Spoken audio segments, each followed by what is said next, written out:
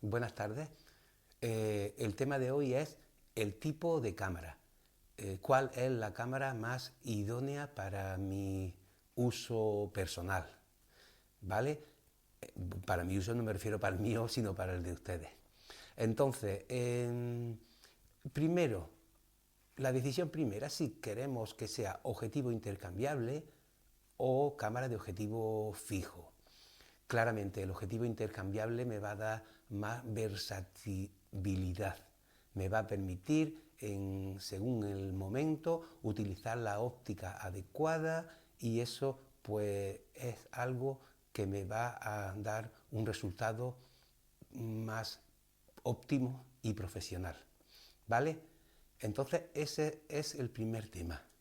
El segundo es el tomar la decisión acerca de si lo que queremos es una cámara reflex o una cámara sin espejo, porque bueno, también están las cámaras de visor directo.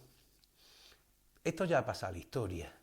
Esto tuvo su boom en los años 60, 70, en donde el objetivo lo vemos que está ahí abajo, ¿no? Del objetivo, ve una imagen y nosotros, a través de nuestro visor que está arriba a la derecha, vemos otra imagen distinta. Esta cámara de visor directo tiene el gran problema de que produce error de paralaje. ¿Qué quiere decir eso? O que producía error de paralaje, porque ya no es normal encontrártela. Pues que nosotros vemos un encuadre, como por ejemplo en el dibujo de arriba, lo que estamos viendo a través del ocular, del visor, es un plano medio de una persona que la estamos fotografiando, ¿vale? Pero sin embargo el objetivo, como está más abajo, como son dos caminos distintos, no están conectados, hay un error de paralaje, pues el objetivo está recortando parte de la cabeza. Claro, cuando usábamos estas cámaras allá por los años 70 y 80, cámaras baratas, lógicamente, porque las reflex ya existían en esa época, pues tenías que tener ese cuidado de corregir mentalmente el encuadre para no meter la pata y cortarle la cabeza a la persona, ¿vale? Bueno, esta cámara ha pasado a la historia y nosotros tenemos que decidir si lo que queremos es una cámara reflex. La cámara reflex se basa, bueno, en un sistema de espejo y un pentaprisma. El espejo está ahí a 45 grados, de color rosita, y el pentaprisma está arriba de tono de color azul, ¿vale? Entonces, esto es un poco el principio del periscopio de los submarinos. Es decir, que la luz que llega al espejo, que está a 45 grados, rebota, tira para arriba, rebota en el pentaprisma y la endereza, la pone derecha porque tiene varios rebotes y la vemos a través del visor. Cuando queramos hacer la foto, al disparar, el espejo tiene una especie de, es como una bisagra arriba, que tira para arriba y se coloca tapando el paso de la luz al pentaprisma y dejando pasar a donde se encuentra el sensor, dejando pasar la luz. Vamos a verlo, por ejemplo, con esta cámara. Esta cámara, vamos a ver el espejo, ahí se ve el espejo, ¿no? La giro así, ahí vemos el espejo, está a 45 grados, es una cámara reflex antigua de los años 80, ¿vale? Entonces, por el visor, que el visor lo tenemos aquí, puedo ver la escena lógicamente porque el espejo está tapando a la película, el paso de la luz a la película. Voy a abrirla. Es decir, aquí hay lo que es el obturador que está cerrando el paso de la luz a la película y por eso el espejo está puesto a 45 grados para que nos llegue la visión al ojo, ¿vale? Cuando yo disparo la foto, lo voy a poner en modo B, que en modo B es que mientras tengo el dedo puesto queda el espejo hacia arriba, voy a disparar la foto, ¿veis? Es decir, que queda el hueco, el espejo se ha quedado aquí arriba, en la parte de arriba. Yo podría bajarlo con el dedo. El espejo, ¿no veis? Hay una bisagrita arriba en donde hay un muelle, lógicamente el muelle ahora mismo me está haciendo que cuando suelto el dedo, tira para arriba. Suelto el disparador y ya se pone el espejo en su sitio para poder visualizar a través del visor este que hay aquí la imagen. Es decir, que este tipo de cámara reflex me permite o dar camino, vía libre al ojo para encuadrar, o dar vía libre a la película o sensor para impresionar, pero a las dos simultáneamente no. Es decir, que o destapa o tapa, es decir, destapa el sensor y entonces tapa la visión del ojo, o viceversa, o tapa el sensor y entonces el ojo puede ver. Es decir, que es una opción u otra. Esta cámara se ha usado mucho. La parte positiva, que por un lado no hay error de paralaje y por otro lado que la visión es óptica, es una visión limpia, directa. Estamos encuadrando y viendo la escena natural, con naturalidad, sin artilugio. Bueno, eso es parte positiva para uno y negativa para otro, porque la cámara de visión directa, que la tenemos aquí a la derecha, lo bueno que te va a permitir es que siempre, por un lado, no va a haber error de paralaje porque vamos a ver exactamente lo mismo que está recibiendo el sensor, ¿vale? Es decir, que no hay error de paralaje y la imagen la vamos a percibir en tiempo real. No hay esa opción A o B como en el gráfico de la cámara reflex, donde el espejo tira para arriba y entonces se impresiona el sensor, o el espejo se pone en su posición inicial, tal y como está ahora mismo en diagonal, y entonces la luz la recibe el ojo. Entonces, en la cámara de visión directa, de cámara sin espejo, siempre vamos a poder observar la imagen y además esa imagen tal y como está recibiendo el sensor. ¿Qué ocurre con estas cámaras? Pues con estas cámaras pasa que al principio, las cámaras sin espejo, al principio, como tienen mucha componente electrónica, pues no daba un buen resultado. En el 2004, cuando se inventan, no eran unas cámaras muy adecuadas, pero ahora ya en el 2022 y bueno, ya en el 2018 y 2014 incluso, estas cámaras ya se perfeccionaron de una manera en donde el visor electrónico, porque el visor electrónico es como un televisor chiquitito, tú estás viendo la tele, como quien dice, estás viendo una imagen electrónica. El visor electrónico te permite ya mucha versatilidad, muchas posibilidades en cuanto a, por un lado, observar la escena con el procesado que tú le estás aplicando, ¿vale? Si quieres ponerle un filtro de textura a la piel o si quieres aumentar la saturación o el contraste, lo estás viendo en tiempo real, ¿vale? Y aparte de eso, esta cámara te permitiría también el control del histograma en tiempo real, las cebras, acordaros que era la zona donde está la ganancia de la luz más alta de la cuenta y entonces está picando, ¿no? Y entonces no hay textura, la zona sin textura, el control de la cebra. El focus picking, que el focus picking es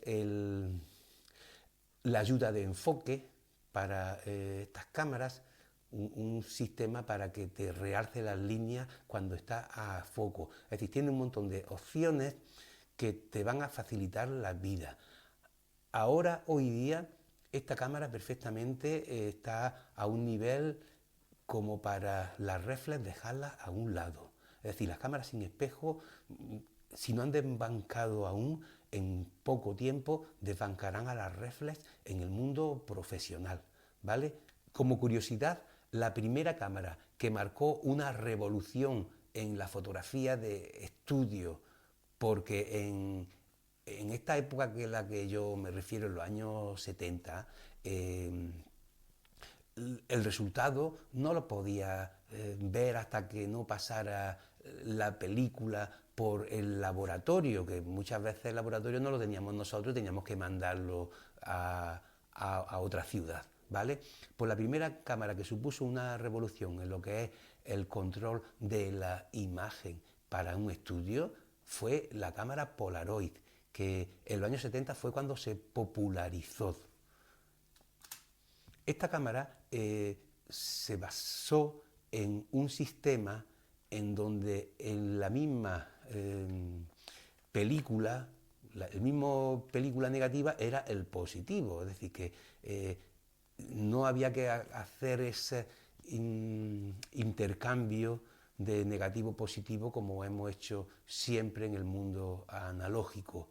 Era un papel forrado de plástico en donde en su interior había una bolsa con líquido de revelado, y entonces cuando disparaba la foto y sacaban la foto de la cámara, se rompía ese departamento donde está alojado el líquido y se distribuía uniformemente por toda la superficie sensible. Y en cuestión de minutos salía la imagen. Esto fue una revolución. Una revolución pues, en el sentido de que en un estudio por primera vez se podían adivinar o prever las luces, el contraste, los tonos, la saturación, una serie de aspectos que antes pues era impensable, ¿vale? Lógicamente esto ya ha quedado muy superado con estas cámaras que le llamamos sin espejo, porque las cámaras sin espejo es ya el no va más, es la Polaroid a la enésima potencia, el control del resultado al 100% desde antes de disparar la foto, ¿vale? Entonces, ¿qué me aporta la cámara sin espejo? Pues aparte de esa versatilidad, me aporta también la componente económica. Es mucho más barato una cámara sin espejo, por lo que es el mecanismo que se está ahorrando del espejo del sistema reflex y el pentaprisma, ya que son mecanismos que requieren una alineación y ajuste muy delicado. Es mucho más barato eso con respecto a lo que es la tecnología electrónica digital que se le añade a una cámara sin espejo. Punto número 1. Punto número 2, las cámaras sin espejo, al no llevar ya ese complemento de pentaprisma, se hacen más pequeñas, son más llevaderas, ¿no? Es decir, que más económicas y más pequeñas. Y luego el resultado que lo estás viendo en el momento que estás disparando la foto, porque con las cámaras reflex digitales tú disparas la fotografía y después de dispararla ves el resultado. Si no te gusta, vuelve a disparar, corriges parámetros y vuelve a disparar. Pero con las cámaras sin espejo, el resultado lo estás viendo antes de disparar la foto. Ese dato es bastante importante, ¿vale? Entonces, ya teniendo claro que las cámaras sin espejo puede ser la cámara que más nos pueda interesar, ahora el aspecto está en cuanto a la calidad de la imagen. Y muchas veces estamos equivocados pensando que a más megapíxeles, más calidad. A más megapíxeles, vale, hay más peso, más resolución, pero no tiene por qué haber más nitidez, porque la nitidez muchas veces de esa imagen va en función de la calidad del sensor. Si el sensor tiene los píxeles de tamaño más grande, va a conseguir más resolución.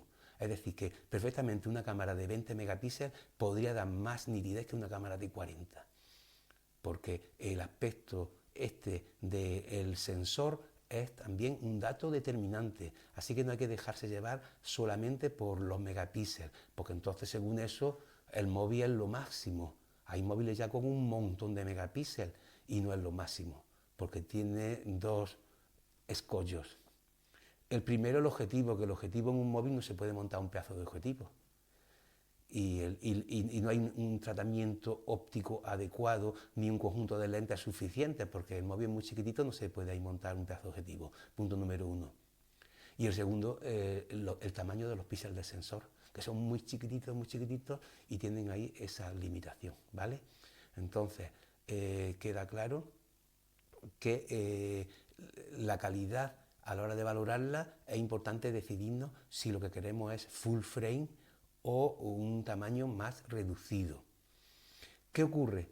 Hay otro dato importante según el uso que le vaya a dar a la cámara. Si yo voy a hacer un uso para fotografía deportiva o fotografía de naturaleza, en donde necesito objetivos de focal larga, objetivos que me acerquen bastante, es decir, que yo desde 500 metros pueda sacar pues, un arbolito o algún animalito o yo qué sé, o alguna persona que está haciendo alguna actividad deportiva, por ejemplo, ¿vale? Pues ocurre que sigue con las dos cámaras, con la full frame y con una cámara APS-C, podría hacerlo. Pero ¿qué pasa? Con la cámara full frame necesito objetivos de focal más larga. Dicho de otro modo, el factor de recorte que tienen las cámaras APS-C beneficia a la gente que quiera trabajar con ópticas que sean más cerradas, de ángulo más cerrado, porque por ejemplo un 300 milímetros en una cámara full frame equivale a un 500 milímetros aproximadamente en una cámara APS-C, ¿vale? Es decir, que un 300 milímetros yo lo pongo en una cámara APS-C y consigo alejar mucho más, es decir, cerrar el ángulo mucho más, ¿vale? Entonces, conclusión, abarataría, lógicamente, mi equipo, ¿vale? Entonces, esa decisión de tipo de formato o tamaño de formato va a tener que ver con el tipo de trabajo que yo vaya a hacer. Si es fotografía, como hemos dicho, deportiva o de naturaleza, pues a lo mejor no me interesa inclinarme por una full frame porque los objetivos se me van a encarecer. Y para terminar vamos a recordar las tres grandes ventajas de la cámara sin espejo frente a la cámara reflex tradicional. La primera, son cámaras más baratas porque nos estamos ahorrando todo el mecanismo de pentaprisma y sistema reflex. La segunda, son más pequeñas porque ese mecanismo abulta un montón y ya pues, el fabricante no tiene por qué incorporarlo. Y la tercera, podemos ver el resultado antes incluso de hacer la foto o mientras estamos haciendo la foto. Siempre tenemos un control total de lo que va a salir en imagen. Y sumándole a eso, lógicamente, que si la cebra, el focus picking, el histograma y el estilo de imagen que vayamos a incorporar en cada momento. ¿Vale? Pues lo dejamos por hoy y continuamos en el próximo capítulo. Un saludo.